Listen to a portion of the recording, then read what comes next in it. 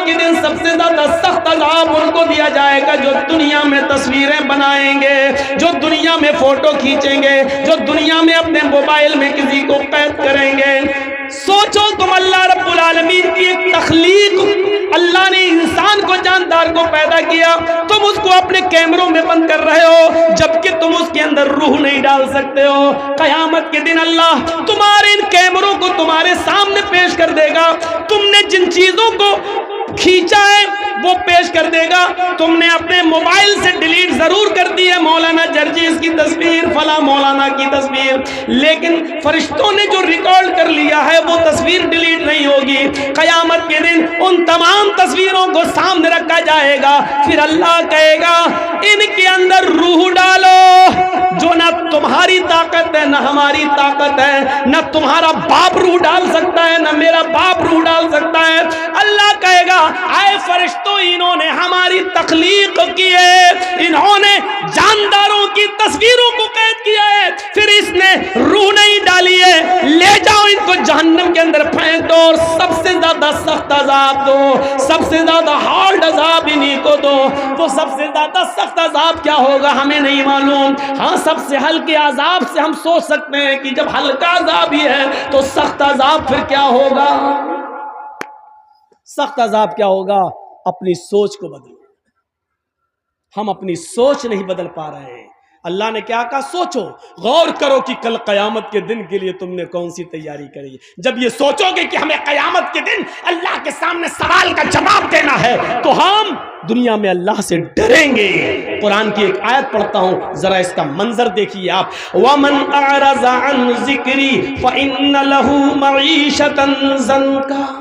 کبھی سوچا ہے اس آیت کو مولویوں نے بہت بار پڑھا ہوگا، ممبروں پر، خطبوں میں اور تقریروں میں، ذرا ہم سے بھی سن لو۔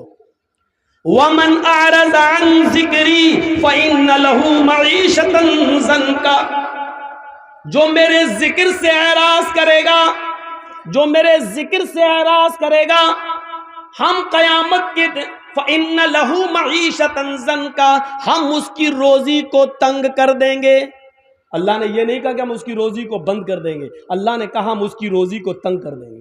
اب سنیے، بند کرنا کیا ہوتا ہے اور روزی تنگ کرنا کیا ہوتا ہے۔ اب کسی کی آواز نہیں نکلنا چاہیے، جو جس کی آواز نکلے اس کو فوراً بھگاؤ یہاں سے۔ تھوڑا سا سن لیجئے، میں چاہتا ہوں کہ بہت آسان اردو میں آپ کو سمجھاؤں، کیونکہ یہ ملا جلا بیلٹ ہے۔ آپ لوگ بنگلہ بھی سمجھتے ہیں لیکن بہار ہے، اس لیے آپ ہماری جو زبان سے اردو لفظ نکل رہے ہیں آپ اس کو، ہم بہت آسان اردو بولتے ہیں تاکہ آپ اور ہم سب اور ہماری ماں بہنیں بھی سمجھ جائیں۔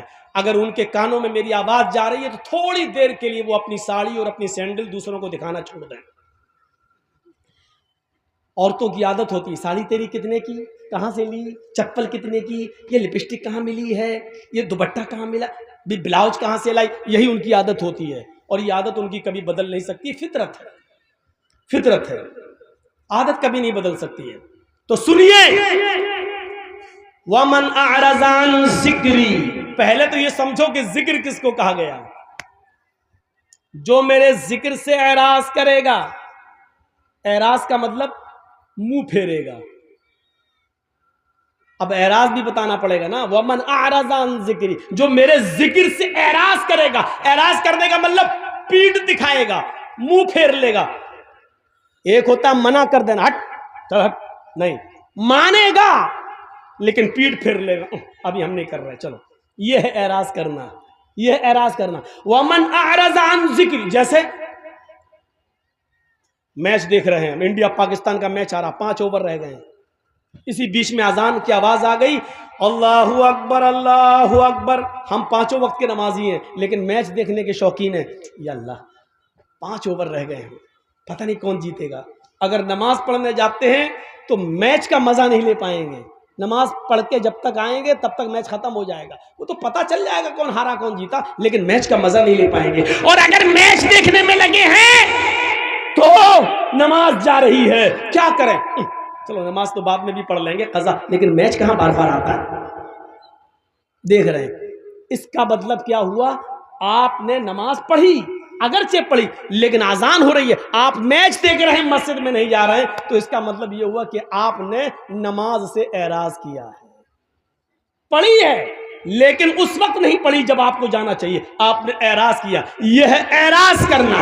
وَمَنْ أَعْرَضَ عَنْ ذِكْرِي، اور ذکر سے مراد نماز ہے، ذکر سے مراد نماز ہے۔ قرآن میں اللہ تعالیٰ نے فرمایا اِذَا نُودِيَ لِلصَّلَاةِ مِنْ يَوْمِ الْجُمُعَةِ فَاسْعَوْا إِلَىٰ ذِكْرِ اللَّهِ، جب جمعے کے لیے مؤذن اذان دینے لگے اور بلانے لگے، پکارنے لگے اللہ اکبر اللہ اکبر، جب جمعے کی اذان کی طرف تمہیں بلایا جائے، جب جمعے کی نماز کے لیے تمہیں بلایا جائے، اذا نودی للصلاۃ، جب نماز کے لیے تمہیں آواز دی جائے یعنی اذان کی آواز آئے، فسعوا الی ذکر اللہ، تو تم چل پڑو، کہاں؟ اللہ کے ذکر کی طرف۔ دیکھیے یہاں ذکر کہا، اللہ کے ذکر کی طرف، یعنی جمعے کی نماز کے لیے۔ ذکر سے مراد نماز۔ یہاں اللہ نے کیا کہا؟ وَمَنْ أَعْرَضَ عَنْ ذِكْرِي، یہ چیز جو ہم تمہیں آپ کو سنانے جا رہے ہیں، یہ ایسی چیز ہے میرے بھائیوں جو آپ نے اب تک نہیں سنی ہوگی میری زبان سے، اب تک اس علاقے میں۔ سنیے اس کو، آج میں اپنے انداز میں آپ کو سنا رہا ہوں، اور بہت کام کی چیز ہے۔ آپ کو جانا ہوگا تو چلے جائیے، لیکن اس اعراض کو اور ذکر کی بات کو سننے کے بعد آپ جا سکتے ہیں، آپ جس کو جانا، لیکن یہ سن لیجئے وَمَنْ أَعْرَضَ عَنْ ذِكْرِي، جس نے ہماری نماز سے اعراض کیا، ہمارے ذکر سے اعراض کیا، فَإِنَّ لَهُ مَعِيشَةً ضَنْكًا، ہم اس کی روزی کو تنگ کر دیں گے۔ آج یہ شکایتیں ہیں کہ اے بھیا، تمہاری ویڈیو سیٹ نہیں ہو پا رہی ابھی تک، تم ہی اکیلے پیسہ کما رہے ہو یار، ہمیں تقریر کرتے ہوئے پون گھنٹہ ہو گیا، ان کا ویڈیو سیٹ نہیں ہو پا رہی ہے، ان کو بٹھا لو، کہاں جا رہے ہیں؟ ان سے کہو یہیں پیشاب کر لو۔ دیکھیے ہم کو سامنے سے جو آدمی اٹھتا ہے تو ہم کو بہت ڈسٹرب ہوتا ہے۔ میں اپنی عادت بتا دے رہا ہوں، ایک بار حیدرآباد میں تقریر کر رہا تھا، سامنے سے ایک آدمی اٹھا، میں سمجھا پیشاب کرنے جا رہا، آیا سیدھا مائک پکڑ کے کیا بول رہا ہے، پھر انڈے ٹماٹر پتھر سب چلا، وہاں جو ہوا۔ تو اس لیے وہ جو میرے دماغ میں بیٹھ گیا وہ نکلتا نہیں ہے۔ جو آدمی بیچ سامنے سے اٹھتا ہے میں سمجھتا ہوں یہ مائک پکڑنے آ رہا ہے، یہی سوچتا ہوں۔ تو یا تو سامنے بیٹھا مت کرو، اور بیٹھتے ہو تو اٹھا مت کرو۔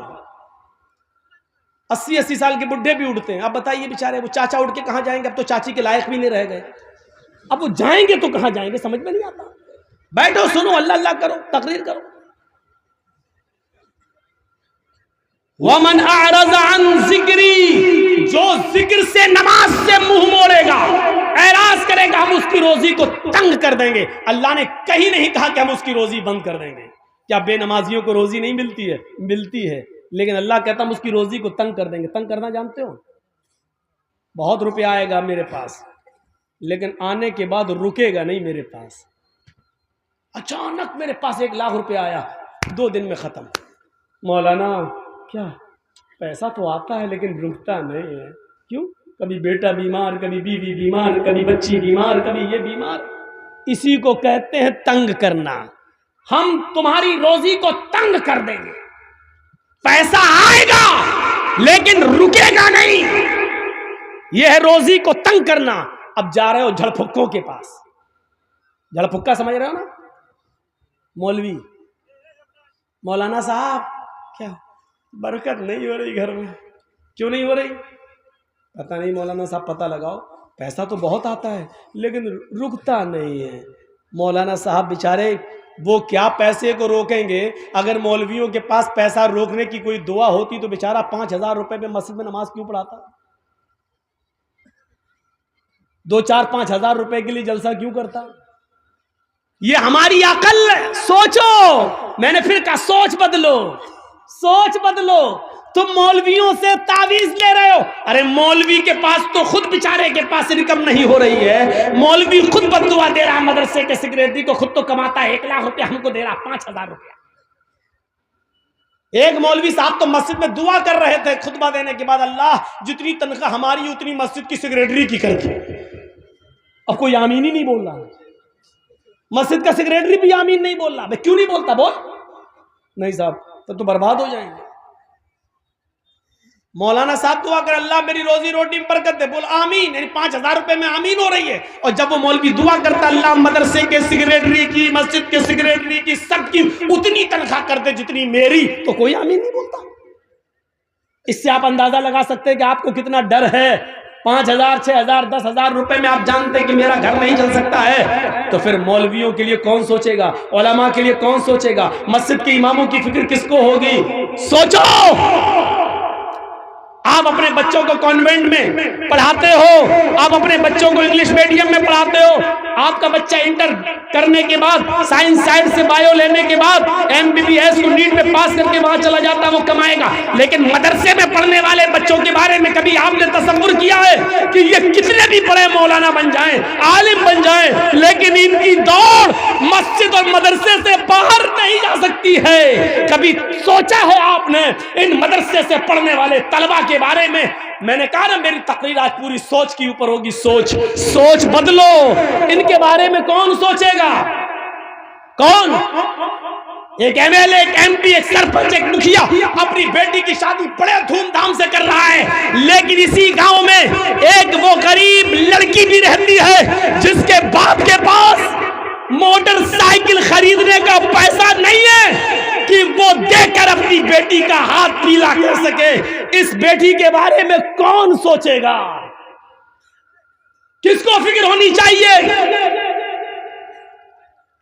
MLA MP کی بیٹی بارات اس کے گھر میں آتی ہے، 500 اور 1000 آدمیوں کو بہترین کھانا کھلائے گا، لیکن سوچو اس غریب آدمی کی بیٹی کے گھر میں اگر 400 اور 500 آدمیوں کی بارات نہیں، سوری بارات کا لفظ بدنام مت کرو، اس لیے میں کہتا ہوں یہ 400 اور 500 چور، یہ لٹیرے، یہ ڈاکو جس گھر میں پہنچ گئے ہیں، کبھی سوچا ہے کہ اس لڑکی کا باپ ان کو کہاں سے کھلائے گا؟ کیا کہاں سے قرضہ لے گا؟ ان بیٹیوں کے بارے میں کون سوچے گا؟ اور ان کے ماں باپ کے بارے میں کون سوچے گا؟ اسلام نے تو غریبوں کے لیے بھی راستے نکالے تھے، آپ نے راستے بند کیوں کیے؟ سننا پڑے گا آج تمہیں، کیا تمہارے باپ کو بھی سننا پڑے گا. جب تک میں یہاں ہوں یہ اتھارٹی پاور مجھے جناب محمد رسول اللہ کی شریعت نے دیا ہے، یہ سننا پڑے گا تمہیں. اس لیے سوچو. قرآن نے بار بار کہا فَاعْتَبِرُوا يَا أُولِي الْأَبْصَارِ، اے عقل رکھنے والوں سوچو. قرآن نے بار بار کہا تدبرون، کیا تم غور و فکر نہیں کرتے؟ تعقلون، کیا تم عقل و شعور سے کام نہیں لیتے؟ قرآن نے بار بار سوچنے اور فکر کرنے کی دعوت دی ہے کہ سوچو. وَمَنْ أَعْرَضَ عَنْ ذِكْرِي فَإِنَّ لَهُ مَعِيشَةً ضَنْكَ، جو دنیا میں اللہ کے ذکر سے اعراض کرے گا ہم اس کی روزی کو تنگ کر دیں گے. پھر سمجھو اعراض کس کو کہتے ہیں؟ اعراض ہماری بیوی کا، یعنی ہماری بیوی کا، دونوں کا بچہ تو ایک ہی ہوتا ہے. بچہ لیٹا ہے، پیدا ہوا ہے، 6 مہینے کا ہے، 7 مہینے کا، ماں کا دودھ پیتا ہے، لیکن ماں ٹی وی کا سیریل دیکھ رہی ہے. سوچئے گا، ماں ٹی وی کا سیریل دیکھ رہی ہے، بہت اچھا ناٹک آ رہا ہے، بہت اچھا سیریل آ رہا ہے، بچہ بھوک سے رو رہا ہے. ماں کی ذمہ داری ہے کہ اپنے روتے ہوئے بچے کو اٹھائے، اپنی پستان سے اپنا دودھ پلائے، لیکن ماں جانتی ہے کہ بچہ رو رہا ہے لیکن بچے کو رونے دے رہی ہے، لیکن سیریل کا ڈرامہ نہیں چھوڑ رہی ہے. تھوڑی دیر کا اور ہے، اس کو پورا ہو جانے دو، بچے کو دودھ پلاؤں گی تو صحیح سے دیکھ نہیں پاؤں گی. اس کو کہتے ہیں کہ اس ماں نے بچے سے اعراض کیا ہے، یعنی ماں بچے کو بھول گئی ہے. ماں نے بچے کو بھگا نہیں رہی ہے، بچے کو پھینک نہیں رہی ہے، بچے کو مار نہیں رہی ہے، بچے سے پیٹ پھیر لی، یعنی اعراض کر لیا. یعنی ماں اپنے بچے کی فکر نہیں کر رہی ہے بلکہ سیریل کی فکر کر رہی ہے. اس کا مطلب کیا ہے؟ اعراض کر، اس کو کہتے ہیں اعراض. اب آپ سمجھ گئے نا اعراض کس کو کہتے ہیں؟